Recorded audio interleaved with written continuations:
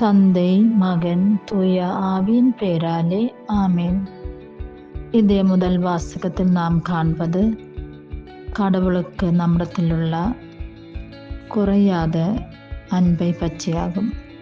கடவுள் கூறுகிறது, நாம் அவருடைய அழகான கிரீடம் ஆகும்.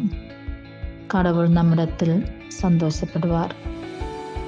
நாம் கடவுளை அன்பு செய்தும் உதவி செய்தும் வாழுவோம். இந்த இரண்டாம் வாசகத்தில் புனித பவுலோஸ் அப்போஸ்தலர் கூறுகிறது, ஏராளமாய் ஆத்மீய பலங்கள் உண்டு, ஆனால் அதை கொடுப்பது பரிசுத்த ஆவி மட்டும்தான். ஏராளமான வழிகளினால் உதவி உண்டு, ஆனால்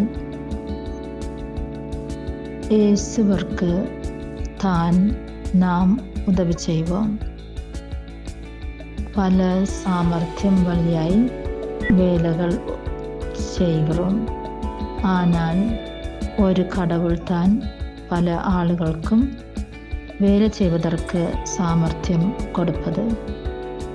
பரிசுத்த ஆவியின் பலங்களும் வரங்களும் ஒருத்தரிலும் ஒரே போல் கொடுத்திருக்கிறது. எல்லா ஜனங்களுடையும் நன்மைக்கு வேண்டித்தான். பரிசுத்த ஆவியுடைய வரங்களுக்கும் பலங்களுக்கும்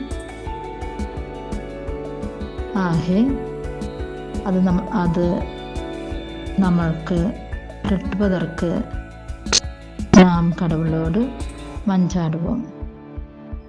இந்த சுவிசேஷத்தில் நாம் காண்பது, கானா ஊர் கல்யாண நேரத்தில் இயேசு தண்ணீரை ரசம் ஆக்கின இயேசுவின் முதல் அற்புதத்தை பற்றியாகும்.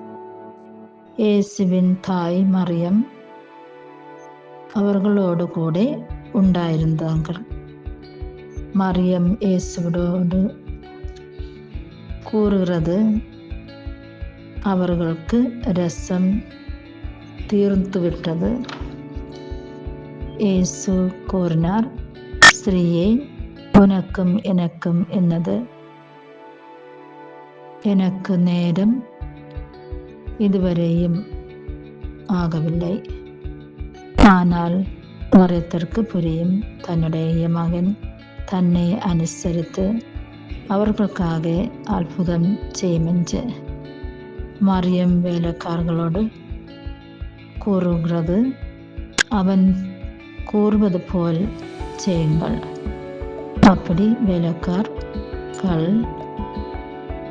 6 கல்பரணியில் தண்ணீர் நிறைத்தார்கள். இயேசு ஜெபித்து அதை ரசம் ஆக்கி கொடுத்தார். நம்முடைய வாழ்க்கையிலும் சந்தோஷம் இல்லாமல் இருக்கிற நேரத்தில், பிரச்சனைகளும் சங்கடங்களும் உள்ள நேரத்தில், நமக்கு என்னதும் செய்ய முடியாது என்று நாம் சிந்தித்து வேதனைப்படுகிற நேரத்தில் நாம் மரியத்தின் பக்கத்தில் போய் மன்றாடுவோம். என்றால் மரியம் தன்னுடைய மகனிடத்தில் கூறி நம்முடைய ஆവശ്யங்களில் நமக்கு அனுகிரகம் வாங்கி தருவார். இயேசு நம்மிடத்தில் நின்று ஆசைப்படுகிறது போல் நமக்கு செய்ய வேண்டும். தெய்வ வசனம் வாசித்தும் தியானித்தும் அது நம்முடைய வாழ்க்கையில் செய்து வாழ வேண்டும். நல்ல முன்மாதிரியான வாழ்க்கை வாழ்ந்து கடவுளுக்கும் மற்றவர்களுக்கும் உதவி செய்து வாழுவோம். ஏராளம் ஆத்மாக்களை பரலோகத்திற்காக நேடுவோம். கடவுள் நம் ஒவ்வொருவரையும் அனுகிரகிக்கட்டும்.